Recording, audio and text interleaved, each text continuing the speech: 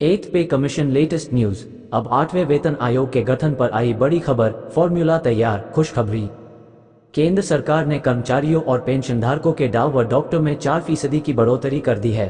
अब डीएडीआर की दर 50% पर पहुंच गई है। नियम यह है कि डा की दर 50% के पार होते ही कर्मचारियों और पेंशनधारकों के वेतनमान और भत्तों में बदलाव होता है।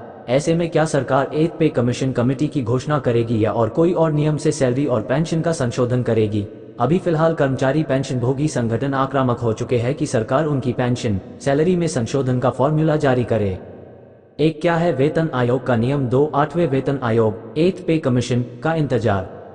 3, 8वें वेतन पर राज्यसभा से आया था सरकार का बयान। 4, वित्त मंत्रालय से वित्त राज्य मंत्री पंकज चौधरी का बयान। 5, कर्मचारी पेंशनधारक संगठन हुए आक्रामक। 6, 50% होने पर ऑटोमेटिक पे रिवीजन। 7, 8वें वेतन में क्या होगा फॉर्मूला? क्या है वेतन आयोग का नियम?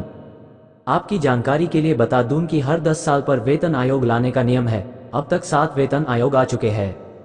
प्रथम वेतन आयोग 1946 से, द्वितीय वेतन आयोग 1957 से, तृतीय वेतन आयोग 1970 से, चौथा वेतन आयोग 1986 से, पांचवा वेतन आयोग 1996 से, छठवां वेतन आयोग 2006 से, सातवां वेतन आयोग 2016 से, आठवां वेतन आयोग 2026 से। ऊपर दिए गए चार्ट से आप समझ सकते हैं कि चौथा वेतन आयोग 1 जनवरी 1986 में आया था, पांचवा वेतन आयोग 1 जनवरी 1996 में आया था, फिर 10 साल बाद 1 जनवरी 2006 से छठवां वेतन आयोग आया था, 1 जनवरी 2016 से सातवां वेतन आयोग। अब 10 साल होने को आए हैं, ऐसे में 1 जनवरी 2026 से आठवां वेतन आयोग आना चाहिए। 8वें वेतन आयोग एथ पे कमीशन का इंतजार। कर्मचारियों को अब 8वें वेतन आयोग के गठन का इंतजार है। एम्प्लॉइज वर्कर्स के अध्यक्ष वीसी यादव ने पिछले दिनों पीएम मोदी को पत्र लिखकर मांग किया कि मौजूदा परिस्थितियों में बिना किसी विलंब के 8वें वेतन आयोग एथ पे कमीशन का गठन किया जाए।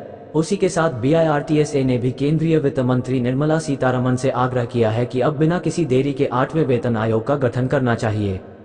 8वें वेतन पर राज्यसभा से आया था सरकार का बयान। संसद के पिछले सत्र के दौरान सांसद रामनाथ ठाकुर ने एथ पे कमीशन के गठन को लेकर वित्त मंत्री से सवाल पूछा था। रामनाथ ठाकुर ने पूछा था कि सरकार द्वारा 7वें केंद्रीय वेतन आयोग की सिफारिश पर विचार क्यों नहीं किया गया है।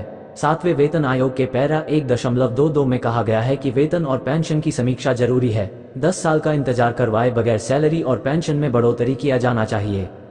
रामनाथ ठाकुर ने पूछा कि क्या सरकार 8वां वेतन आयोग आने पर सैलरी और पेंशन पर जो खर्चा आएगा उसका वहन करने से डर रही है। एक तरफ सरकार कहती है कि मोदी काल में देश की आर्थिक व्यवस्था अच्छी हो गई है, तो ऐसे में केंद्र सरकार वेतन आयोग गठन करने में देरी क्यों कर रही है?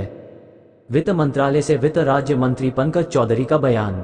वित्त राज्य मंत्री चौधरी ने कहा, सरकार के पास 8वें वेतन आयोग के गठन को लेकर कोई भी प्रस्ताव विचाराधीन नहीं है। सरकार के पास 8वें वेतन आयोग लाने का कोई विचार नहीं है। कर्मचारियों और पेंशन धारकों की सैलरी और पेंशन किस प्रकार बढ़ेगी, जानने के लिए डाउनलोड बटन पर क्लिक करें। कर्मचारी पेंशन धारक संगठन हुए आक्रामक। राज्यसभा से सरकार का बयान आने के बाद कर्मचारी और पेंशन भोगी संगठनों ने मोर्चा खोल दिया है। इनका कहना है कि सरकार अविलंब 8वें वेतन आयोग का गठन करे, नहीं तो लोकसभा चुनावों में इसका खामियाजा केंद्र सरकार को भुगतना पड़ेगा।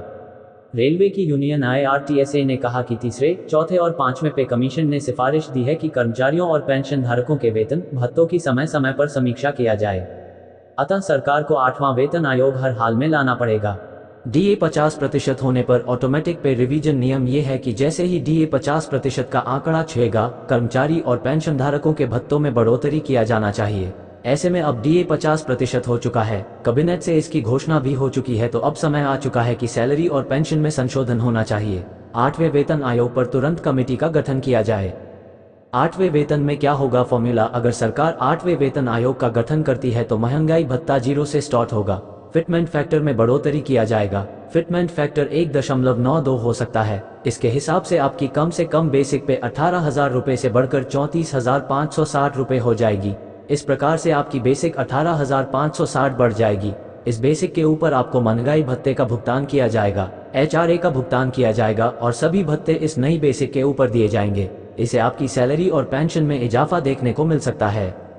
कर्मचारियों और पेंशन धारकों के लिए सीपीओ से 3 बड़ी खबर। महंगाई भत्ता, पेंशन को लेकर केंद्र सरकार का महत्वपूर्ण आदेश जारी। खुशखबरी, पेंशन भोगी संगठनों की 7 सूत्रीय मांगे पहुंची वित्त मंत्रालय, बजट से मिलेगा तोहफा।